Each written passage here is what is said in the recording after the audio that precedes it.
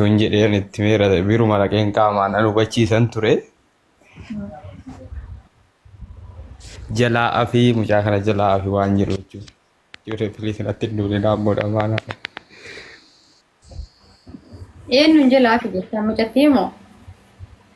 Qorataan an jalaa fi jedha ka ishee ammaa kana jalaa walaleessituu sana jalaa bakka walalooruma sakaanuu waliin dhadhaabanu. Abbaate bar eeda jechuu yoo nu jala turteettu hin beeku. Akkanuma nama hagana akkana nama 1,100 akkasu jirana jedhu. Asliin jira. Mana asliis namuma haganaattu jira. Mana ishees namuma hagasiitu jira. Namu bakka nu hundinuu nama kuma ol namni jiru faamilii isaanii jechuudha. Dubbii kana dadhabanii maal jedhanii asliini boru galgalatti jedhe sa'aatii akkanatti qabatee boru galgalatti isiniif qaba isin martinuu isin sadanuu sammuu keessanii mari'adhaatii dubbii deebisaa koottan osoo sa'aatiin dubbiin ga'in viidiyoo waraabanii edit godhanii qulqulleessanii qorataa koo jettee biqiltuu koo jedhee wal gadhiisanii seenan. Tama seenan narratti erginaaniin jalaa qabee gadhiiste dhuftee biqiltuu koo jeen gadhiise deemitii riipoosti godhii jetteen. Fiigee yogguu bilbila kanaan laalu inshaallah. Videoon kamat argitee biraa dhufte yoo argitee jiraatte. Naa bilbilee ture sana dura naa bilbilee ture an TikTok irratti un argine. Hazaan aaree biraa bahee deebinaan jedhee na deebisee geemii waliin taphan. Yoo faamiliin kee si moosisee best of siriidha. Yoo faamiliin kee si moosisee deemtee viidiyoo san kaasisiistennaan moohadhee deemii kaasi jedheen irraa bahee hagammaatti hin kaasne garuu viidiyoo hin kaasadee kakatee bee garuu.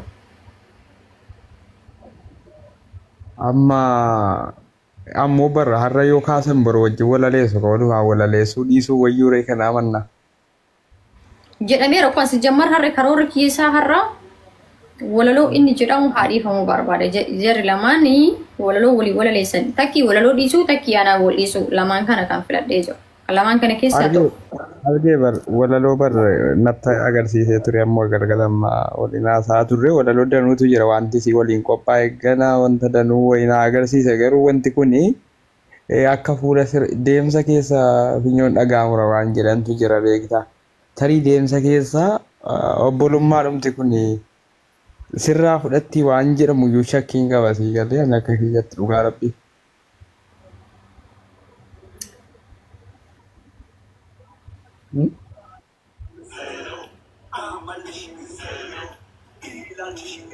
Maali gazeeroon jechuun amma walaloo kana waliin walaloo hedduu na agarsiis natti meeqa ammuma yeroo laayivii seenu fuuldura sanaa jechuudha hojiirra ture natti bilbilee jechuudha.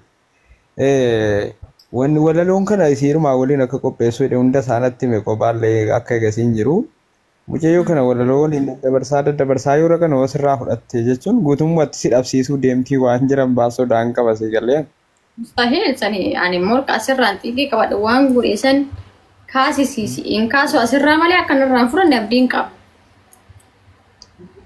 Hin amantaa garuu. Yes, 100%.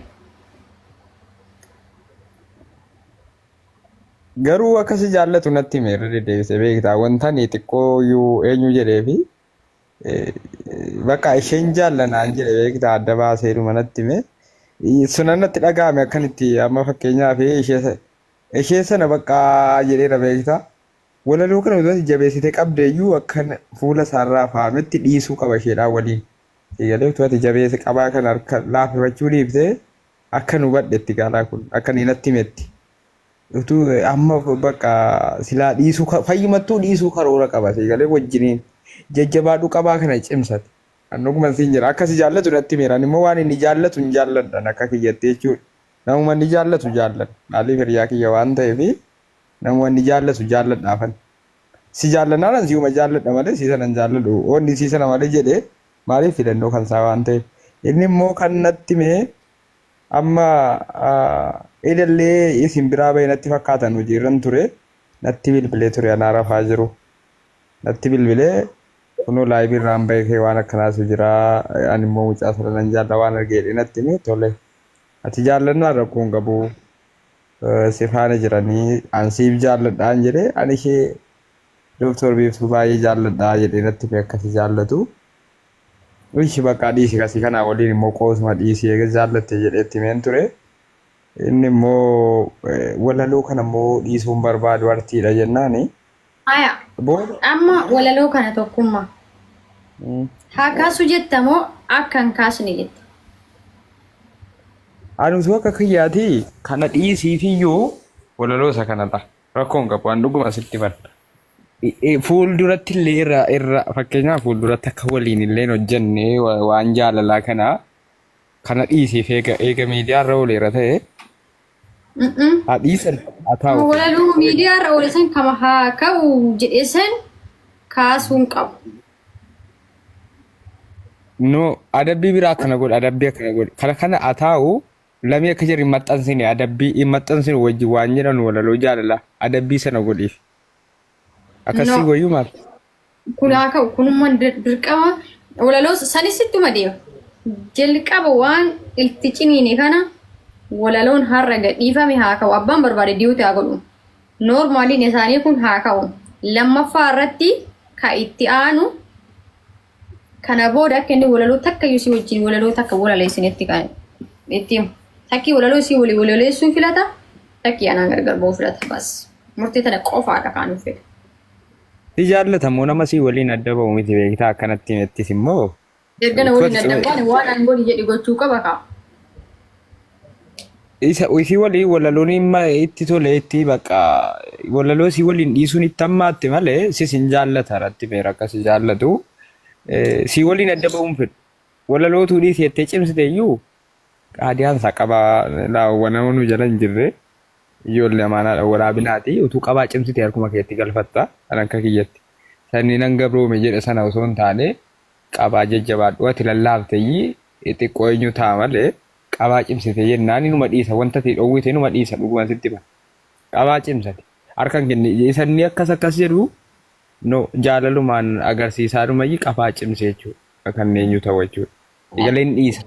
Alallis akkuma jirutti ta'ee wal qabaa wal jabeeffachuun illee akkuma jirutti ta'ee jalqaba wanta anamma irratti qixaatii jamar qixaatii geemiyyuu hin barbaachisu ture. Kaas jennaan kaasisiisu hin kaasu jennaan anaa wal biraa galu tana lamaan kan barbaadamu. Kuni rileeshinii biraati keejii biraa fakkaatu. Yoo si'ana dhiiftee fi fakkeenyaaf kana dhiiftee fi akka jedhu. Waan dhiisu jalqabee kana inuma dhiisu.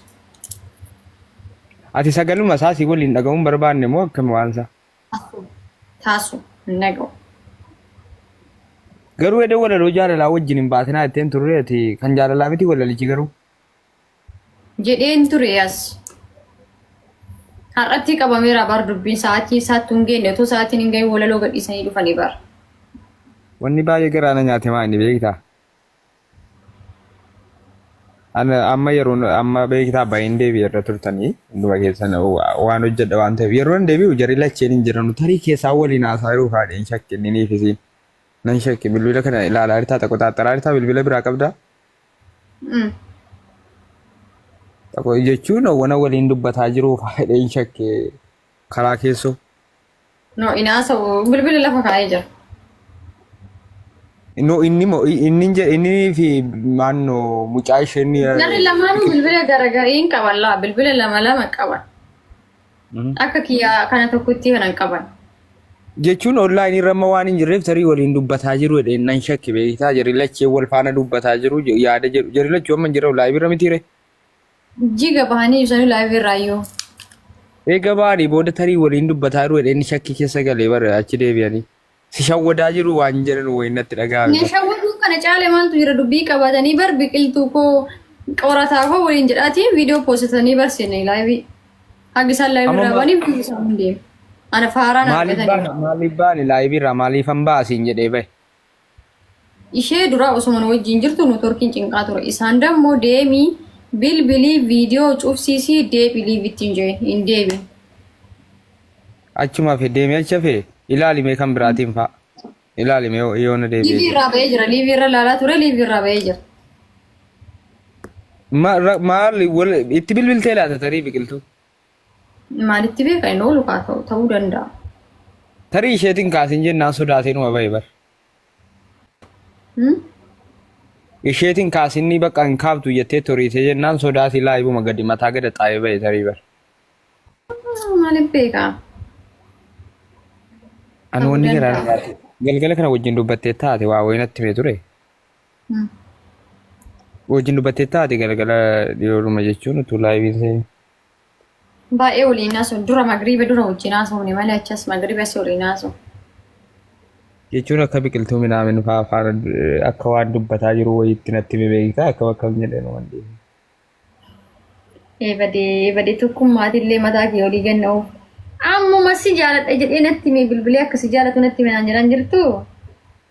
Ammayyuu si nan jaalladha jedhee bara jaalala akka wajjin dubbachuuf jaalalli gargar wanna hubachuu qabdu. Si nan jaalladha. Yoo sanillee biqiltuu olii akkana jira jedhee natti himannee.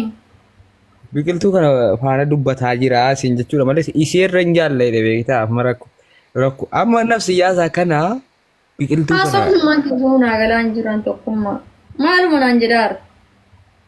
Ulfaataadha dubbichi ana waan na rakkise waan an beeku qabaafan hin baase sitti munnatti ulfaate beektaa akkasi jaallatu. Maal ishee atakka icciiti tokkotti fakkeenyaaf amma isheellee nu xoorki baase bilbilli ishee cufamee jira hin deebitu. Innilleen akka viidiyoon hin kaaneef jedhee bahee jira online irraa mee icciitii jiru lireeshii ati fakkeenya hiriyaa isaatii waan beektu irraan aktiin.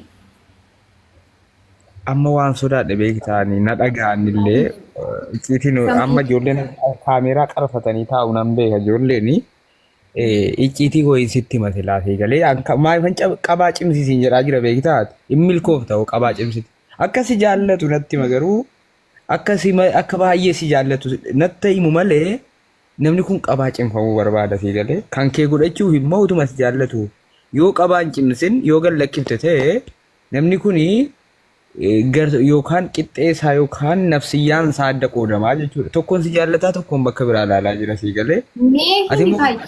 Icciitiisan natti himu. Ati ofii faafaame malee naan sitti himu amma irra keessatti naan waa tuqu kanati sii galuu qaba waa si galee. Wanti sii galuu qabu sitti maan jira qabaa cimsi nama kanaa yeroo jirri walaloo waliin waraaban akkuma kanaa waan kana waan amma qixaatii kana cimsi waan akkasii si fayyada. Kee qofa godhachuuf murteessiteetta yoo ta'edha si galee. Ijoolleen kun isiin walaloo. Kootuma godhachuuf murteessee jira yoomillee kootuma jedhee murteessallee waan jiru garuu duubatti hin beeku. Innis akkasii jaallatu dubbata garuu mucayyootti si biqiltuu kanarraa onneensaa harka sadii keessaa harka tokko wayiin jaallata onneensaa gaafa laaltu kana inni miliisatti icciitiidhaa kun. Harka sadii keessaa harka tokko wayii onneensaa akkasiin jedhu sana miti akkanatti himettan siin jedhe. Sadii keessaa tokko jechuun ammallee gadi bu'aadha ammallee sii galee. Nafiniidhuma ammallee qixxeen keenya waan ta'eef. Simmoo harkuma sadii guutuu sadii uume jechuun dhibbuma sadiif 60 guutuu akkasii jaallatu geengoo guutuu jechuudha akkasii jaallatu dubbatase. Garuu kan isii sanaa of keessaa qaba waan kanatti immoo keessaa balleessuu qabdaadha jaalala sanaa. Isii parsantii tokko keessa jirtu sana balleessi keessaa hojii qabaa cimsi keessaa balleessi.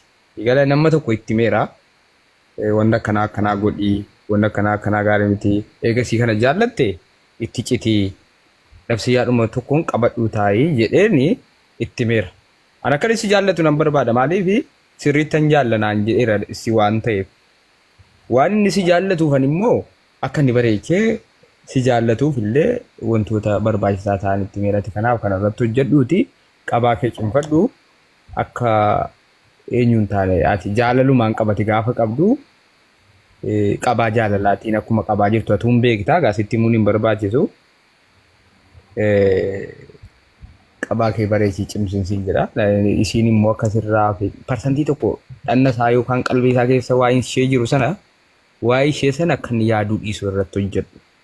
Waa'ee ishee sana jechuudha. Kan yaaduu dhiisuu irratti hojjedhu jechuudha.